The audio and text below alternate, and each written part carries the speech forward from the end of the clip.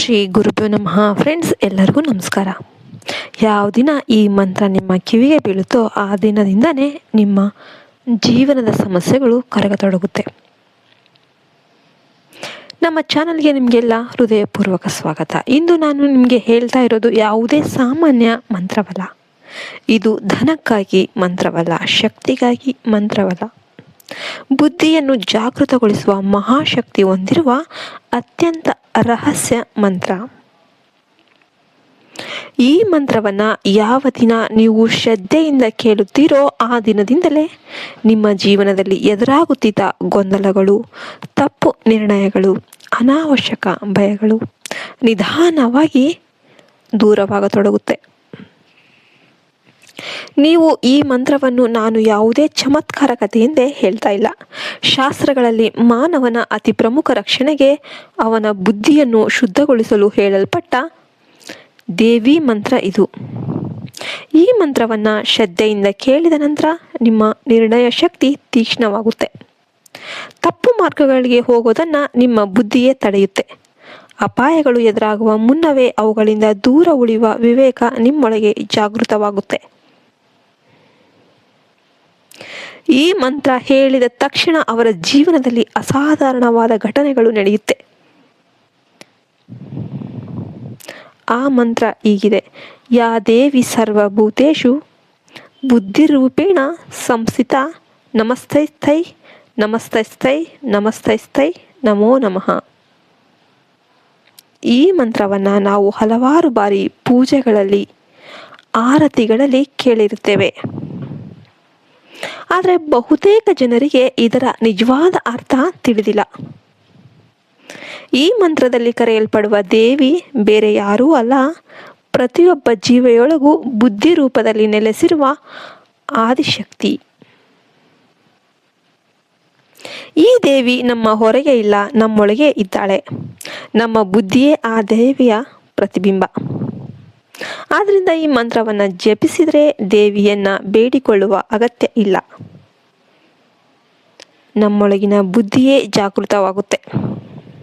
ನೀವು ಏನು ಬೇಡಿಕೊಂಡ್ರೂ, ಯಾವ ದಾರಿಯಲ್ಲಿ ನಡೆದ್ರೂ ಸರಿಯಾದ ಮಾರ್ಗವನ್ನು ನಿಮ್ಮ ಬುದ್ಧಿಯೇ ನಿಮಗೆ ತೋರಿಸುತ್ತೆ.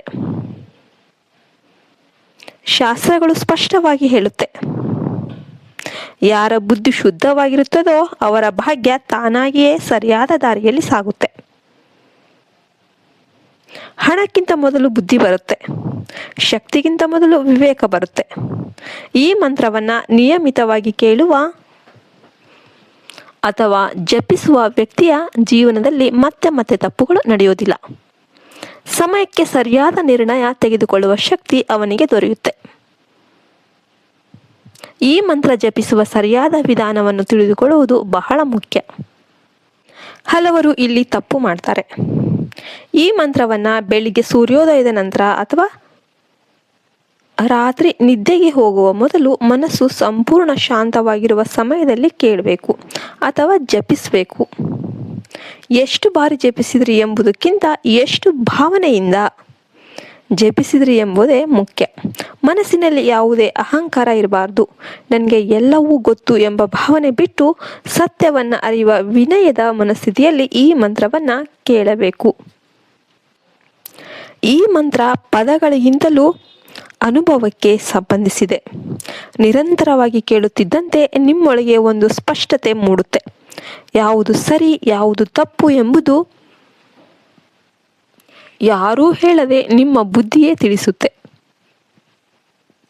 ಈ ಮಂತ್ರವನ್ನು ಶ್ರದ್ಧೆಯಿಂದ ಕೇಳುವವರಿಗೆ ಶತ್ರು ಭಯ ಇಲ್ಲ, ಅತಿಯಾದ ಸಮಸ್ಯೆಗಳ ಭಯ ಇಲ್ಲ. ಬುದ್ಧಿ ಜಾಗೃತವಾಗಿರುವವನು ಯಾವ ಪರಿಸ್ಥಿತಿಯಲ್ಲಾದರೂ ದಾರಿಯನ್ನು ಕಂಡುಕೊಳ್ಳುತ್ತಾನೆ. ಅದಕ್ಕಾಗಿಯೇ ಈ ಮಂತ್ರವನ್ನು ಜೀವನದ ದಿಕ್ಕು ತೋರಿಸುವ ಮಂತ್ರ ಅಂತ ಕರೆಯಲಾಗುತ್ತೆ. ಇದೀಗ ನಾನು ಈ ಮಂತ್ರವನ್ನು ಸಂಪೂರ್ಣವಾಗಿ ಉಚ್ಚರಿಸುತ್ತೇನೆ. ಸಾಧ್ಯವಾದರೆ ಕಣ್ಣು ಮುಚ್ಚಿ ಮನಸ್ಸನ್ನು ಶಾಂತಗೊಳಿಸಿ ಕೇಳಿ. ಯಾ ದೇವಿ ಸರ್ವಭೂತೇಷು ಬುದ್ಧಿರೂಪೇಣ ಸಂಸ್ಥಿತ ನಮಸ್ತಸ್ಥೈ ನಮಸ್ತಸ್ಥೈ ನಮಸ್ತಸ್ಥೈ ನಮೋ ನಮಃ. ಈ ಮಂತ್ರವನ್ನು ದಿನಕ್ಕೆ ಕನಿಷ್ಠ ಒಂದು ಬಾರಿ ಕೇಳಿದರೆ ಸಾಕು, 21 ದಿನಗಳ ನಂತರ ನೀವು ನಿಮ್ಮೊಳಗಿನ ಬದಲಾವಣೆಯನ್ನು ಸ್ವತಃ ಅನುಭವಿಸ್ತೀರಿ. ನಿಮ್ಮ ನಿರ್ಣಯಗಳು ಬಲವಾಗುತ್ತೆ, ಗೊಂದಲಗಳು ಕಡಿಮೆಯಾಗುತ್ತೆ, ಜೀವನ ಒಂದು ಸ್ಪಷ್ಟ ದಾರಿಯಲ್ಲಿ ಸಾಗತೊಡಗುತ್ತೆ.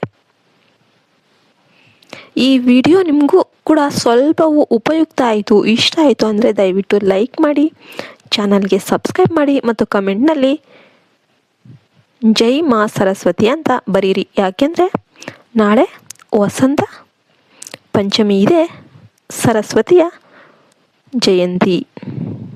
ಈ ಮಂತ್ರವನ್ನು ಶ್ರದ್ಧೆಯಿಂದ ಕೇಳಿ ನಿಮ್ಮ ಅನುಭವವನ್ನು ಕಮೆಂಟ್ನಲ್ಲಿ ಹಂಚಿಕೊಳ್ಳಿ. ದೇವಿ ಸರಸ್ವತಿಯ ಕೃಪೆ ನಿಮ್ಮ ಬುದ್ಧಿಯನ್ನು ಸದಾ ಜಾಗೃತಗೊಳಿಸಲಿ ಅಂತ ಹೇಳ್ತಾ ಈ ವಿಡಿಯೋನ ಮುಗಿಸ್ತಾ ಇದ್ದೇನೆ. ಜೈ ಹಿಂದ್, ಜೈ ಭಾರತ್ ಮಾತೆ, ಹರಿ ಓಂ ತತ್ಸತ್, ಸರ್ವೇ ಜನೋ ಸುಖಿನೋ ಭವಂತು.